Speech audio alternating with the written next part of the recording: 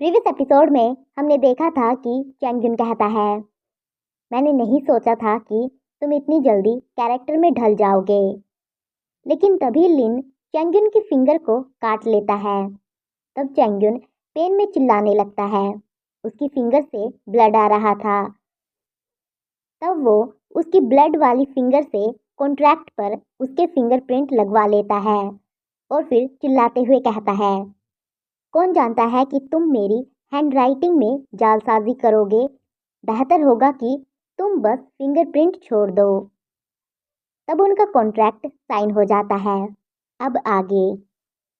तब लिन उस कॉन्ट्रैक्ट को देखकर बहुत खुश था और वो उसे देखकर हंस रहा था।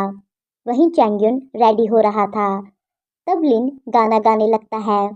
लिन कहता है, ला ला ला, किसी और की जिंदगी जीना बहुत ही स्वीट है।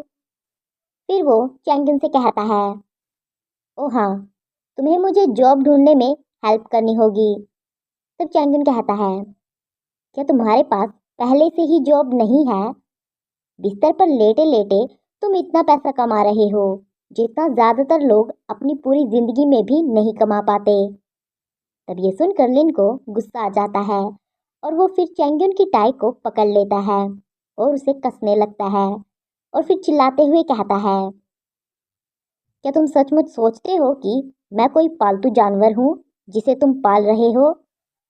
तुमने मुझे यहाँ की लाइफ में ढलने में हेल्प करने का वादा किया था। उससे बचने की कोशिश मत करो, वरना मैं तुम्हें जान से मार डालूंगा। तब चैंगन बड़ी मुश्किल से खुद को छुड़ा लेता है और फिर कहता है, तुम सचमुच में क्या काम करते थे? तब लिन कहता है, मैं एक प्रोफेशनल गैंगस्टर था। मुझे 6 साल का एक्सपीरियंस है। तब चैंगन कंफ्यूज होते हुए कहता है, हाँ?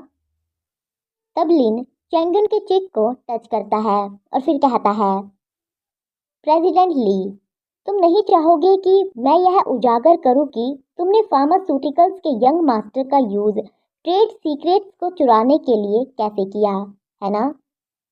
तब चैंगन कहता है, तुम पहले से ही उसी बात का इस्तेमाल कर रहे हो जो मैंने तुम्हें धमकाने के लिए कही थी। क्या यही तुम्हारा अंडरवर्ल्ड का प्रोफेशनलिज्म है? फिर लिन चैंगन की टाई को लगाने लगता है और फिर कहता है, तुम्हारा बिजनेस इतना बड़ा है, तुम्हारे लीगल डिपार्टमेंट में कुछ वैकेंसी जरूर होंगी, है ना? इस तरह हमारा कॉन्ट्रैक्ट खत्म होने के बाद भी मेरे पास अपना खर्चा चलाने के लिए नौकरी होगी। तब चैंगन कहता है, ऐसा नहीं है कि कोई भी व्यक्ति लीगल डिपार्टमेंट में शामिल हो सकता है। तुम्हें लो लाइसेंस चाहिए। तब ये सुनकर लिन फिर से उसकी टाई को और ज्यादा टाइट कर देता है और फिर चिल्लाते हुए कहता है, डैम इट, मैं अभी जाकर एक ले आऊंगा। फिर लिन चैंगन को छोड़ देता है क्योंकि उसे सांस लेने में प्रॉब्लम हो रही थी। तब चैंगन अपने मन में कहता है, मैं इस आदमी को दोबारा अपनी गर्दन छूने नहीं दे सकता। फिर वो एक गहरी सांस छोड़ता है और फिर से कहता है, हमारी कंपनी के सख्त रूल्स हैं। यहाँ तक कि किसी इंटर्न को रखने के लिए भी एचआर की मंजूरी की ज़रूरत होती है। तब ये सुनकर फिर से लिन को गुस्सा आ जाता है और वो कहता है, लगता है कि मुझे तुम्हारे साथ सीरियस होना पड़ेगा, है ना? और ये कहकर वो फिर से उसकी गर्दन पकड़ लेता है।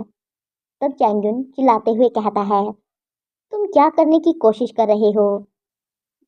जब लिन को लगता है कि उसका डराना काम नहीं कर रहा है, तब वो क्यूट बनने लगता है और फिर कहता है, प्रेसिडेंट ली, मैं तुमसे विनती करता हूँ। तब ये देखकर चैंगुन अपनी हंसी रोकने की पूरी कोशिश करता है, लेकिन फिर भी वो खुद को रोक नहीं पाता है और वो हंसने लगता है और फिर कहता है, क्या तुम सीरियसली यह नहीं सोचते हो कि यह सेडक्शन है?